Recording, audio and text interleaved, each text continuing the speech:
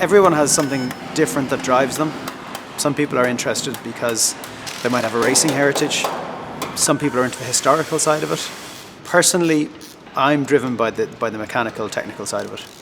I've been fixing things since I was a kid. I was fixing bicycles when I was 14, and I bought my first classic car when I was 25. The guys that work here are all classic car owners and absolutely believe in what we do and what it means to own a good classic car, how important the history is, etc. We're solely interested in the quality of what we do and how well the cars are put together and how well they run.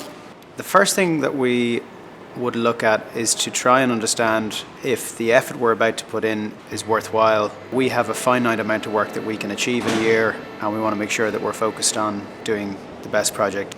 We will try and make it as exactly as possible look like it did when it left the factory and was put together in the factory. There's a huge difference between a fully restored car and a car that is given a fresh coat of paint and made to look nice. When I see somebody else producing a car that is just absolute perfection, that is inspiration. I think the thing that really made me get into this business was being able to work with something that's rare, that's beautiful. I suppose we're doing our small bit for preserving that past.